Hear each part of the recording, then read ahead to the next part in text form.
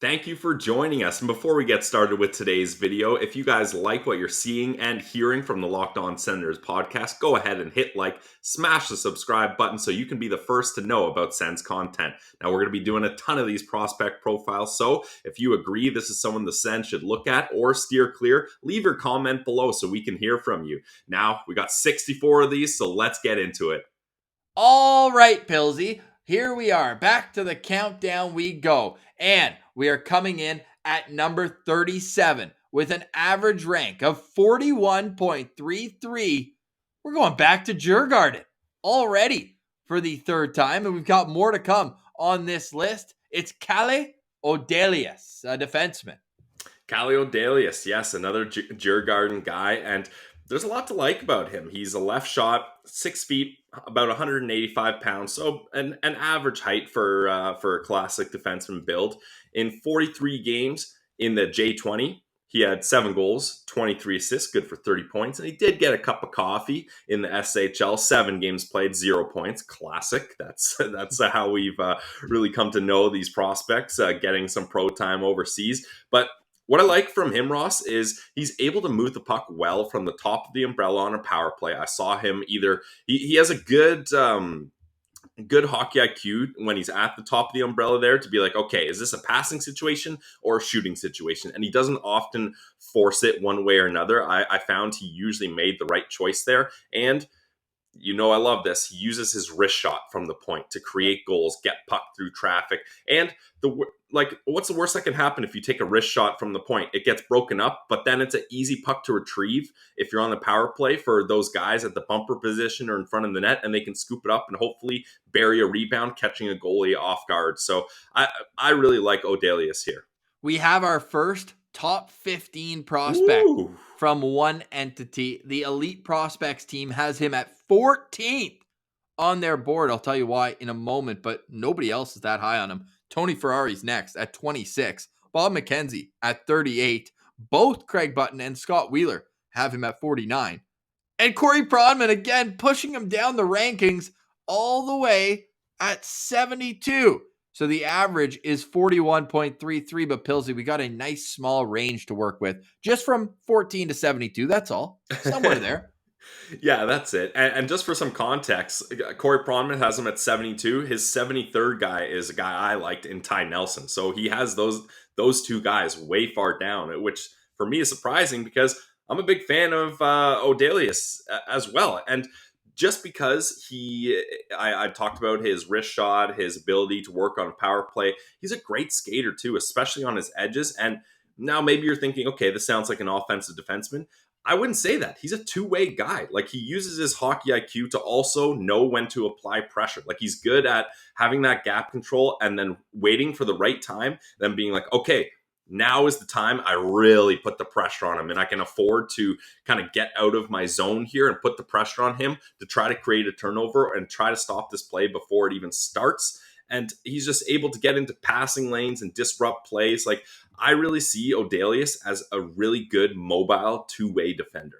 We're going to have to challenge Corey Pronman, who will join us on this show in the lead up to the draft, because his analysis on Odelius says he's talented and the skating excites scouts, but as a 5'11" defenseman who is average defensively and isn't dynamic offensively, I'm not sure where he fits in on an NHL team. I would disagree. I think from what I saw, the defensive game is pretty advanced for his age, and Elite Prospects thinks the same. Of course, there's going to be a discrepancy there based on where they have them in their ranking, but Elite Prospects and their scout from Sweden says he's got great tools and he uses his skating to play strong defensively. Like, he closes gaps on guys. Like, think like a less physical Mark Mathot. Like, the way he was always able to make up for an offensive defenseman kind of going up into the rush and sometimes being a little too giddy, he was able to come back, and with strong skating, he was able to still hold the line while the unicorn, we'll say, is prancing along the offensive zone. And then, boom, turnover, he's right back. So I think his skating is something that he uses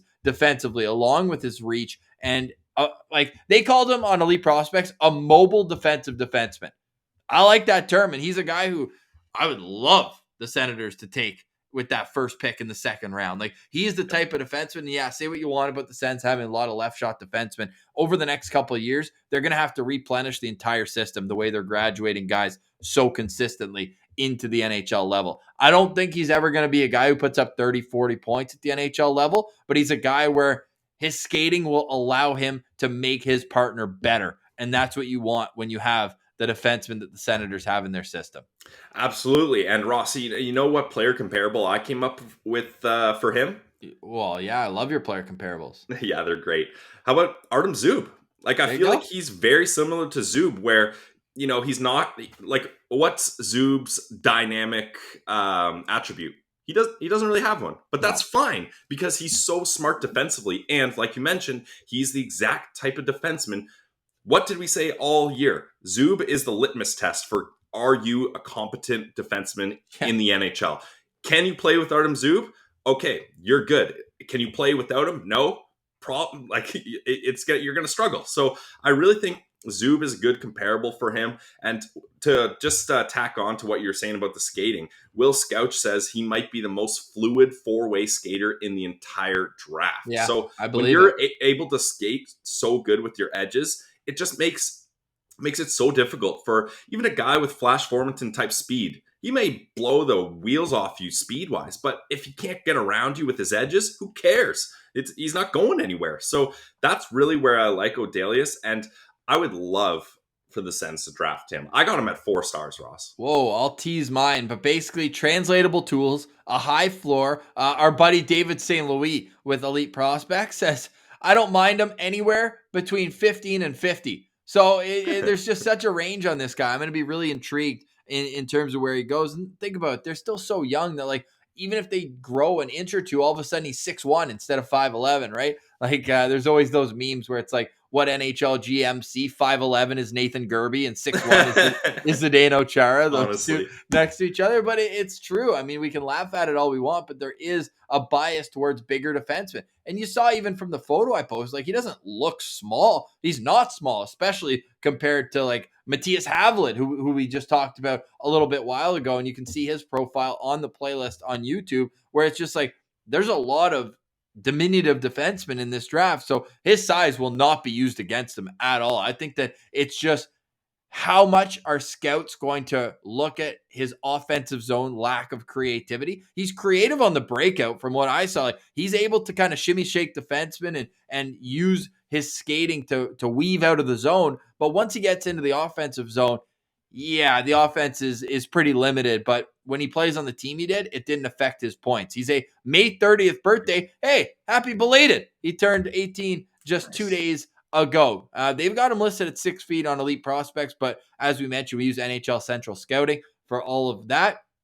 Same hometown, same youth organization as Philip Gustafson as well. And we know the Senators have drafted out of Djurgardens before. Mika Zibanejad, Freddie Clayson, a pair of them. Our boy Alex Linskog, a listener of Locked On Senators. He's a good Djurgarden fan, so we love that. He's been a Sens Central citizen. And you see he won gold as well at the under-18s. Pretty much exactly what you'd expect, right, Pilsy? Like, he was a big part of what they did, but still only comes out with 3 points in 6 games. Yeah, and that's fair because he does so much away from the box score stat sheet that I don't mind that. And sure, maybe he's not offensively creative, but sometimes you need a guy that's just going to make the quick, 100%. Smart play. All right, I got a lane here, puck on net. Blinders on. I don't need to think about anything else. That's what I'm working. Oh, I got a guy open for a pass here. I'll just hit him with a nice, easy pass. So that's why I like Odelius because, yeah, he reminds me a lot of Zub, where you're never like holding your head in your hands being like, what is he doing out there? And that is a comforting thing to have a defenseman like that. So I just pulled up, if you're watching on YouTube here, his J20 team stats. And that's why, like, I think the offensive numbers are pretty inflated, 23 assists, because look how many guys are over a point per game. Like, this, for a junior team, was a complete wagon. They had Lekkerimäki, they had Ogren, they had Ostlund, who we just spoke about. And, like, who's this Lindenkrantz? 119 PIMs in a junior Swedish league in 39 games? Wow, yeah, oh my God. Take it easy. No one else even has 30. No, there's 137. Yeah. Oh, wow. And then he had 20 PIMs in 6 playoff games. Take it easy, kid. But when I'm looking at what he brings, like, top defensive scorer on this team. I mean, 2 more points than a guy who played 2 more games than him. So, I mean, he can get the puck in the right spot. I just don't see him as a dynamic player. So you have him at 4 stars. Yep. I'm going to match you on that one. I think 4-star guy is pretty fair for Calle Odelius because high floor. This guy will be an NHL player.